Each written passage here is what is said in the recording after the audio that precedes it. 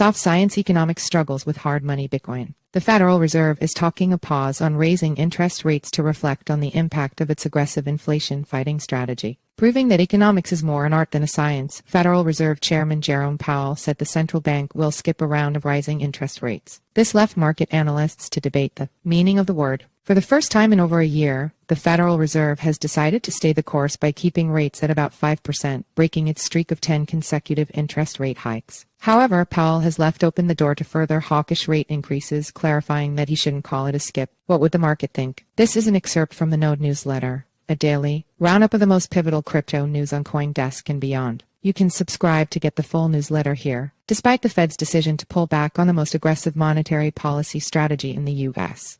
since the 1982, stocks and crypto crumbled after the press conference. For many, Powell's slip of the tongue all but guarantees the Fed will continue to raise interest rates this year, likely as early as July, in a bid to cool the economy. Powell said signs show inflation appears to be easing, finally, and will use this pause to assess the impact of the Fed's strategy. I don't envy Powell's job to navigate an economy out of a global pandemic, which contributed to consumer price inflation spiking to 40-year highs of over 9% as a regional war cut the global supply of necessities like wheat and oil. But the experimental economic rejiggering at the Fed is already one for the history books. Given how far we have come, it may make sense for rates to move higher, but at a more moderate pace, Powell said, confirming the Fed intends to move more slowly after a breakneck pace. It's just the idea that we're trying to get this right. For many, however, Powell has already gone wrong. It's widely believed that the Fed's financial engineering contributed to the collapse of 3 U.S.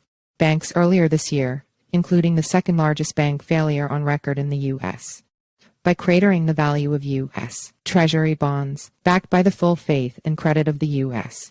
government. Treasuries are considered the safest investment in the world. This banking distress could continue to weigh on the economy. Then there are the effects on everyday folk. According to a Wallet Hub survey between May 29 and June 2 and 5, people say Fed rate hikes are forcing them into more debt and putting their jobs at risk. Part of the Fed's strategy of cooling an overheated economy is by increasing unemployment. Wallet Hub projects further that the Fed's cumulative rate hikes of 500 basis points will translate into consumers paying $33.4 billion in extra interest charges over the coming year. Borrowing costs are the highest in years and mortgage rates have been volatile, and even if inflation has technically come down, people still report paying more than ever for groceries, healthcare, etc.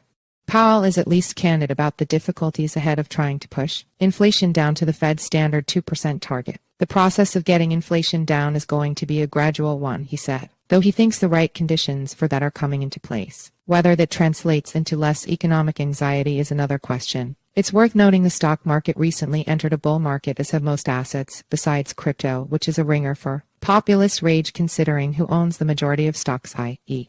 not the people hurt most by higher consumer prices. See also, Bitcoin sinks below 25K, altcoins tumble, as investors shrug off Fed to put a bow on this. Because this is a crypto news site, there was a time when Bitcoin advocates really seemed to think that government mismanagement or incompetence would drive people into the fold. If that was ever true, perhaps around when you could still call Bitcoin an inflation hedge, adoption likely only happened around the margins. Bitcoin traded flat during the recent U.S.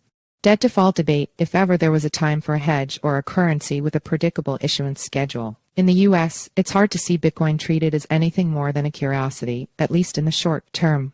But these things are relative. In places like Turkey and Argentina, Bitcoin adoption continues to outpace those countries' inflation. In other words, it's a hard money depending on what currency you're using. I guess that's why they call economics a soft science.